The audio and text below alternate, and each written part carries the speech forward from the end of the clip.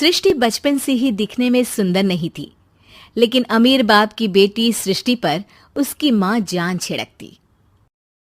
मेरी बेटी कितनी प्यारी है, भगवान सबको सृष्टि जैसी बेटी दे। सृष्टि धीरे धीरे बड़ी होती है। एक दिन सृष्टि की सहेली कहती है, तू दिखने में कितनी अजीब सी है, लेकिन मैं जानती हूँ हम सब में सबसे अच्छी शादी तो तेरी ही होगी। तेरे पापा अमीर जो हैं। और बता नहीं सकते यार, दहेज तो हर कोई देता है, ये क्या ज्यादा ले जाएगी अपने पति के लिए? अरे बड़े शहर में कोठी है इसके पापा की। अरे पापा की है ना, कौन सी इसकी है? इसकी होती तब तो कोई भी लड़का इससे शादी कर लेता। अरे पापा की मतलब पापा की है तो मेरी ही है ना? किसने कहा? अब तेरी तो तब होगी ना जब तेरा भाई ना हो। वैसे भी शादी के बाद सारी प्रॉपर्टी भाई के नाम होती है।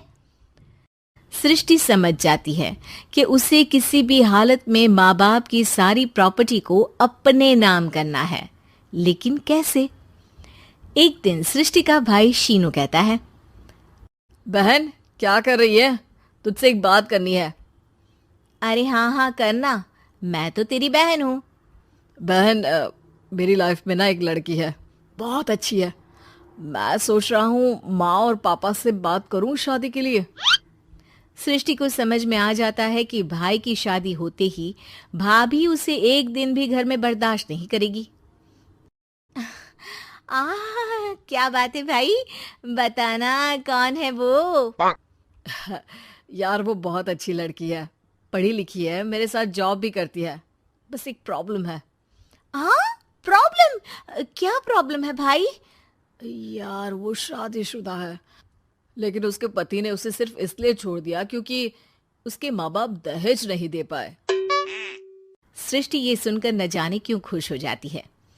अरे भाई तो क्या हुआ, लड़की तुझे तो पसंद है ना? शीनू को लगता है कि बहन उसे समझ रही है। वो इस बात से अनजान होता है कि उसकी बहन की मंशा पूरा घर हड़पने की है।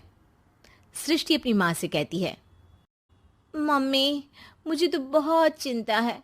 पता है शीनू क्या कर रहा है? अरे क्या कर रहा है? वो तो काम पर जाता है और वापस घर आता है। नहीं ना माँ, वो यही तो नहीं कर रहा, बाकी सब कर रहा है।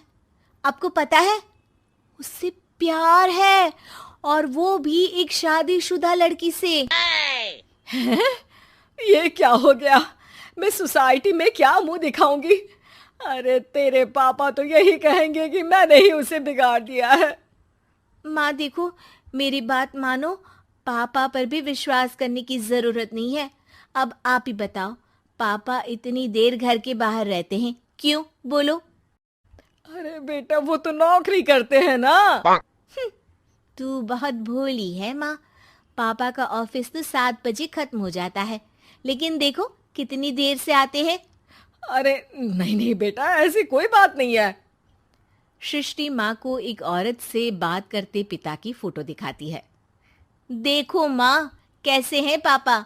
मैं ना कहती थी कि पापा सही नहीं है। मैं तेरे पापा से बात करूंगी, दे फोटो मुझे। ओ माँ, वो तो डिलीट हो गई। लेकिन चल, तूने तो देख लिया ना। पापा से बाद में बात कर लेना, और हाँ मेरा नाम बिल्कुल मत लेना। हाँ माँ। अब क्या था, सृष्टि के माँ और पिता के बीच झगड़ा होना शुरू हो जाता है। सृष्टि के मन में क्या चल रहा था कोई नहीं जानता था। एक दिन, माँ सृष्टि के लिए एक लड़का देखा है, वो लोग शाम को उसे देखने आने वाले हैं। और हाँ माँ, एक खुशखबरी, मैं और पापा मिलकर एक नया बिजनेस ट्राई कर रहे हैं।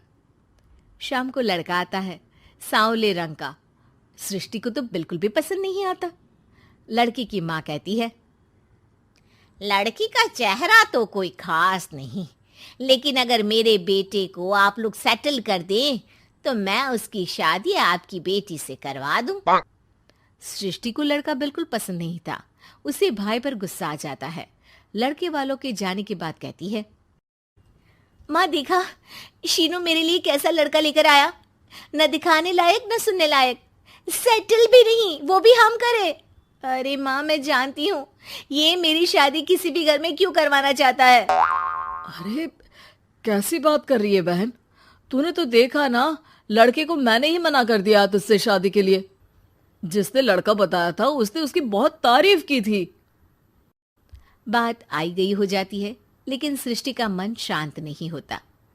क्या करूँ, कुछ समझ में नहीं आ रहा। मेरी शादी हो गई तो ये लोग पूरी प्रॉपर्टी शीनू के नाम कर देंगे।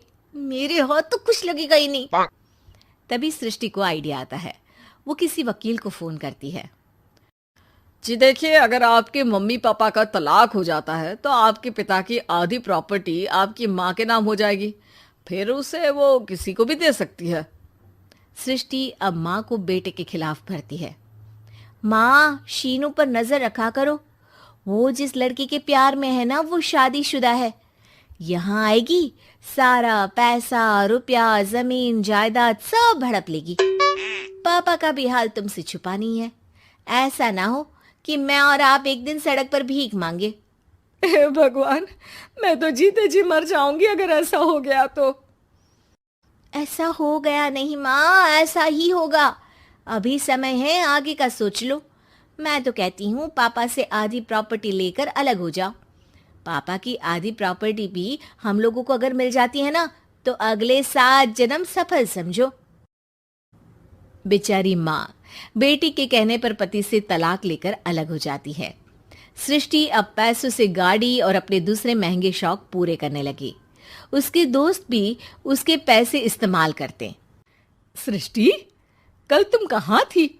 मैं सारा दिन घर पर अकेली थी। तो मैं क्या करूं? मैंने ठेका तो नहीं लिया है ना तुम्हें संभालने का। माँ को सृष्टि से ये उम्मीद नहीं थी। वो बैठकर रोने लगती है। वहीं उसका पति यानी कि सृष्टि के पिता आ जाते हैं। मैं जानता था कि तुम्हारा यही हाल होगा, तो आपने मुझे रोका क्यों नहीं? मैं रोकता तो तुम रुकती क्या? सृष्टि के कहने पर तुमने मुझ पर, अपने बेटे पर शक किया, लेकिन तुम ये भूल गई कि कैसे हम दोनों ने मिलकर जीवन में इतना सब खड़ा किया। माँ पति के गले लग जाती है। मुझे माफ कर दीजिए, मैंने आपकी कमाई का एक बड़ा हिस्सा गवा दिया। कोई बात नहीं, तुम साथ हो तो मैं ऐसी 7 प्रॉपर्टी खड़ी कर दूंगा। तभी वहां सृष्टि आ जाती है रोते हुए। माँ, मयंक ने मुझे छोड़ दिया। वो बोल रहा था जब तक मेरे पास पैसे थे तब तक ही वो मेरे साथ था। पापा, माँ, मुझे माफ कर दीजिए।